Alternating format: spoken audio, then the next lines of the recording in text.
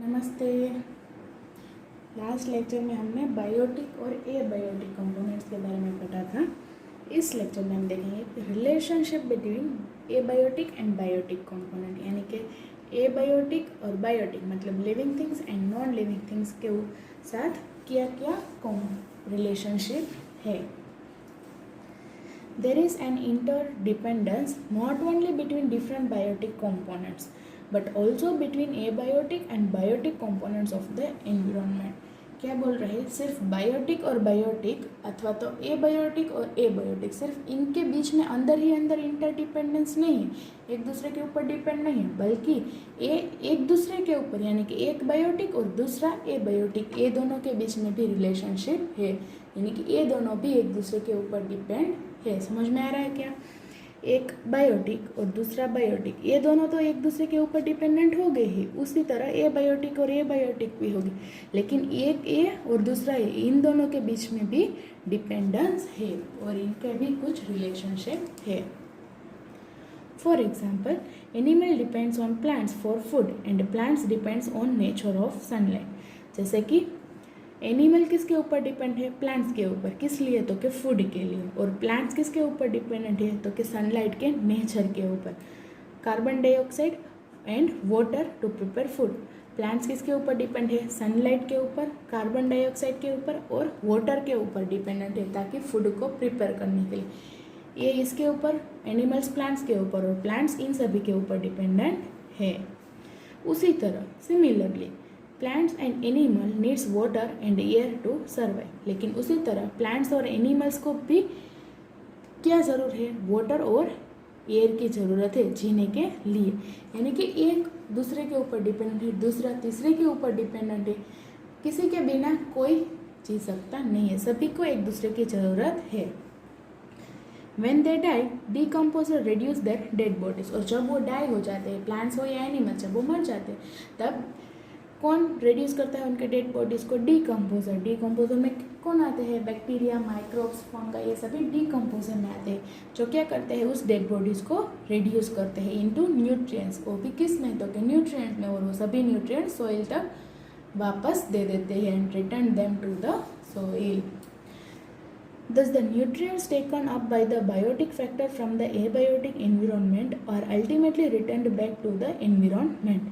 तो जो nutrients biotic factor abiotic environment से लेता है, वो वापस सोई एनवायरनमेंट को ही वापस दे देता है। समझ में आ रहा किस तरह? एबायोटिक एनवायरनमेंट से बायोटिक क्या लेगा? तो के न्यूट्रिएंट्स लेगा, जो लिविंग थिंग्स है वो नॉन लिविंग थिंग्स में से न्यूट्रिएंट्स लेगा, लेकिन जब वो डाई हो जाता है तब वापस एनवायरनमेंट को सभी न्यूट्रिएंट्स दे देता है। यानी कि ये क्या हो गई? एक प्रकार की cycle. This cycle goes on continuously in nature. और ये साइकिल क्या होती रहती है? कंटिन्यूसली होती रहती है। देखो यहाँ पे एक अच्छे से पिक्चर में समझाया गया है। जब प्लांट्स होते हैं, एनवायरनमेंट में जो प्लांट होता है, उस प्लांट्स को कौन खाते हैं? लिविंग थिंग्स, यानी कि कोई एनिमल्स उसको खाते हैं, उसको दूसरा एनिमल उसे मार देता है, यानी कि खा लेता है। यानी कि प्लांट्स अपना फूड प्रोड्यूस करता है, तो वो क्या हो गए? प्रोड्यूसर। उसको कौन खाता है? एनिमल्स, जो है कंज्यूमर। लेकिन किस तरह है? तो कि हेर्बीवर, जो प्लांट्स को ईट करते हैं उसको हेर्बीवर। और इसे मारकर कौन खाता है? कार्निवर, जो मीट ईटर से। फिर इसने इसको खा लिया, ये भी कंज्यूमर हुआ, लेकिन ये जब मर जाता है तब सोइल में उसको डांट देते हैं। तब यहाँ पे जो बैक्टीरिया और माइक्रोब्स होते हैं वो इसको रिड्यूस करके वापस उसके न्यूट्रिएंट्स एनवायरनमेंट में दे देते हैं, और उसी न्यूट्रिएंट्स को वापस से प्लांट्स क्या कर लेते हैं? एब्जॉर्ब कर लेते हैं। मतलब कि ये एक कंप्लीट साइकिल है, जो एक दूसरे के बाद एक दूसरे तक साइकिल ट्रांसफ़र होती रहती है। तो ये इसमें हमें समझ में आया कि बायोटिक और एबायोटिक दोनों के बीच में रिलेशनशिप है, दोनों एक दूसरे के ऊपर डिपेंडेंट होते हैं। जो एक में से न्यूट्रिएंट्स को कंज्यूम करता है वो वापस वहीं तक पहुंचा देता है। यहाँ से जो न्यूट्रिएंट्स इस प्लांट्स ने लिया था वो वापस वहीं पर आके पहुंच गए। कंप्लीट साइकिल है।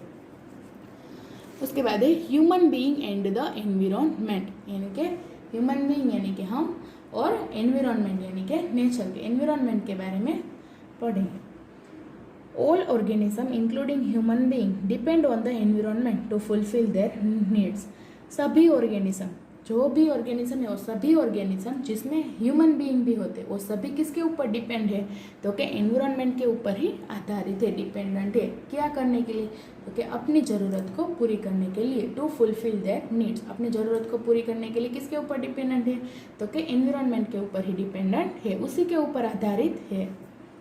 These needs include basic requirements like oxygen, food, water and shelter। और इन सभी ज़रूरत में सबसे बेसिक ज़रूरत यानी कि कॉमन ज़रूरत, सबकी ज़रूरत क्या है, तो कि एक तो ऑक्सीजन चाहिए सभी को, फिर खाना चाहिए, पानी चाहिए और पहनने के लिए कपड़े चाहिए। ये सब भी उनकी बेसिक ज़रूरियात है।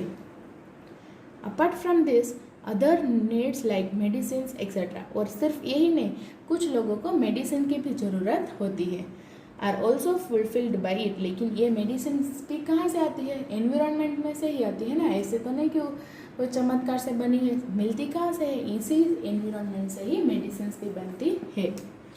Since all our needs big और small are made by the environment, यानी कि सभी हमारी ज़रूरत, फिर चाहे वो छोटी हो या फिर बड़ी हो, सभी कहाँ पर आके अटक मिलती है, तो कि एनवायरनमेंट से ही मिलती है।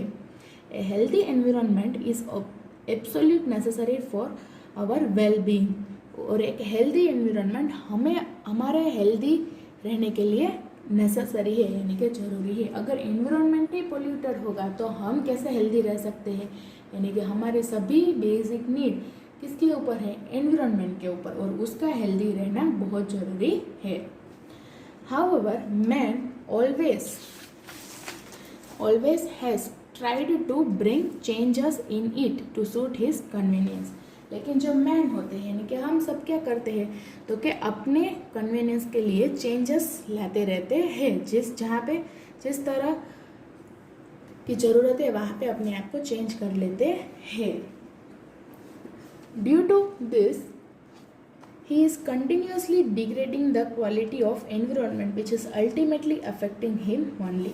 और अपनी ज़रूरत के अनुसार जो भी चेंजेस ह्यूमन बीइंग करते हैं वो उसी एनवायरनमेंट को नुकसान पहुंचाते हैं और इनडायरेक्टली अपने आप को ही नुकसान पहुंचाते हैं, क्योंकि एनवायरनमेंट के ऊपर ही तो वो डिपेंडेंट होते हैं और अपनी ज़रूरत के लिए एनवायरनमेंट को ही हानि पहुंचाते हैं, तो डायरेक्टली और इनडायरेक्टली किसको हार्म करते हैं, अपने आप को। For example, due to excessive deforestation for various purposes like building house, industries, making road, etc., pollution is increasing day by day। For example के लिए हमें यहाँ पे दिया गया है कि अब हमारी ही ज़रूरत है, हमें ही ज़्यादा बिल्डिंग चाहिए, अच्छा रहने के लिए घर चाहिए, इंडस्ट्रीज चाहिए, अच्छे अच्छे रोड चाहिए, तो ये सभी से क्या होता है, पोल्यूशन ही तो होता है ना। तो हमारी ज़रूरत के लिए जो भी हम कुछ नया करते हैं उन सभी में पोल्यूशन होता ही है, और पोल्यूशन एनवायरनमेंट को पोल्यूटेड करता है और ये पोल्यूशन दिन पर दिन बढ़ता ही जा रहा है। This is leading to an increase in severe health problems, many of which are fatal. और इसी सब पोल्यूशन के कारण बहुत सारी बीमारियां भी अभी पैदा होने लगी है, और वो बीमारियां तो कुछ बीमारियां तो बहुत बड़ी भी होती है, ऐसी नहीं कि छोटी सी बीमारी हो तो आके चले जाएंगी। इसी तरह पोल्यूशन बढ़ता जा रहा है, उसी के कारण ही बीमारियां भी बढ़ती जा रही है। अभी आप देखो हर घर में कोई ना कोई तो बीमार होता ही है। क्यों? क्योंकि अभी का इस एनवायरनमेंट यानी कि हमारा पोल्यूटेड एयर को ही हम ब्रीथ करते हैं, इतना पोल्यूशन बढ़ गया है हमारे सराउंडिंग में कि छोटे से बच्चे से लेकर बड़े तक सभी कुछ ना कुछ बीमारी से झूलते रहते ही है, फिर चाहे वो छोटी हो या बड़ी। Due to an ever increasing human population, man's interference with nature has also increased। क्या बोला है कि जितना ह्यूमन पॉपुलेशन इंक्रीज होता है उतना ही नेचर के साथ मैन का इंटरफेरेंस भी क्या होता जाता है, इंक्रीज होता जाता है। क्योंकि हमें लैंड की ज़रूरत, बिल्डिंग की ज़रूरत कब होती है, जब ज़्यादा लोग हो जाए तभी ज़रूरत पड़ती है ना, यानी कि जब पॉपुलेशन बढ़ता है तभी नेचर के साथ ह्यूमन बीइंग का इंटरफेरेंस बढ़ता है। Some of the humans activity which are reducing the quality of the environment are as follows. नीचे कुछ एक्टिविटी दी गई है जो क्या करती है, तो कि एनवायरनमेंट की क्वालिटी को किस तरह रिड्यूस करती है, उनकी 1 by 1 क्वालिटीज हमें यहाँ पे दी गई है, जिसमें फर्स्ट है डिफॉरेस्टेशन। डिफॉरेस्टेशन मतलब फॉरेस्ट का नाश करना यानी कि ट्रीज को कट करना, cutting of trees. As discussed earlier, excessive deforestation is done to clear land for building, house and factories, for agriculture, etc. जैसे कि हमने आगे डिस्कस किया, तो डिफोरेस्टेशन किस लिए हम करते हैं, हम ट्रीज को कट किस लिए करते हैं, ताकि हमें जगह की ज़रूरत है, ताकि हम वहाँ पे बिल्डिंग बना सके, अपना घर बना सके, या फिर फैक्ट्रीज बना सके, या फिर खेती कर सके. तो हमें प्लांट्स को कट क्यों करते हैं, हमारी ज़रूरत के लिए ही प्लांट को कट करते हैं. और प्लांट्स को कट करना मतलब deforestation. Due to this an imbalance is created in nature. और इसी के कारण नेचर में इम्बैलेंस होता रहता है, यानी कि उसका बैलेंस बिगड़ जाता है. This imbalance leads to frequent floods, soil erosion, increase in population, reduction in fertility of the land and many more problems. और इसी इम्बैलेंस के कारण क्या क्या नुकसान होता है, तो कि फ्लड्स, ज़्यादा फ्लड होता है, सॉइल का इरोशन होना यानी कि सॉइल का धोवाण होना, पॉपुलेशन में बढ़ना, सॉइल की फर्टिलिटी घट जाना यानी कि लैंड की फर्टिलिटी में डिक्रीज आना, और बहुत ज़्यादा दूसरी प्रॉब्लम्स भी होती है. किसके कारण, मेन डिफोरेस्टेशन के कारण. क्योंकि सिर्फ ट्रीज का काम सिर्फ हरियाली लाना नहीं है, बहुत कुछ काम ट्रीज करते हैं और हम उसे ही कट करके अपनी ज़रूरतें पूरी करते हैं. तो डिफोरेस्टेशन से बहुत सारी प्रॉब्लम्स होती है. उसके बाद है इंडस्ट्रियलाइजेशन, यानी कि ज़्यादा इंडस्ट्री बनाना. इंडस्ट्रीज जैसे जैसे ज़्यादा बढ़ती जा रही है, उससे भी एनवायरनमेंट को हानि ही है. किस तरह, चलो देखते हैं. Developing a large number of industries to make life more comfortable and improve the standard of living is adversely affecting the environment. यानी कि जितना हम लार्ज नंबर ऑफ इंडस्ट्रीज़ को डेवलप करते हैं, जितना हम इंडस्ट्री ज़्यादा बनाते हैं, वो भी किस लिए, तो कि हमारे कंफर्टेबल के लिए. हमें कपड़े नहीं धोने हैं तो हम क्या बना अभी, तो कि वॉशिंग मशीन बना. तो हमारे खुद के कंफर्टेबल रहने के लिए जितने हम इंडस्ट्रीज़ बनाते हैं, अपने लाइफ को जीने के स्टैंडर्ड को बढ़ाने के लिए हम इंडस्ट्रीज़ को बनाते जा रहे हैं. तो ये इंडस्ट्रीज़ का बढ़ना भी एनवायरनमेंट को अफेक्ट करता है. Various harmful gas are being released into the atmosphere by this industry which pollute air. बहुत सारे हार्मफुल यानी कि नुकसान पहुंचाने वाले गैस कहाँ से रिमूव होते हैं, तो कि इंडस्ट्रीज में से ही बाहर निकलते हैं. और जो कहाँ फैला जाते हैं, जो बाहर का एनवायरनमेंट है, हवा के साथ वो मिक्स हो जाते हैं. उसी हवा को, उसी एयर को हम क्या करते हैं, ब्रीथ करते हैं, यानी कि हम अपने बॉडी में इनहेल करते हैं. तो उससे नुकसान किससे हुआ, हमें ही तो हुआ.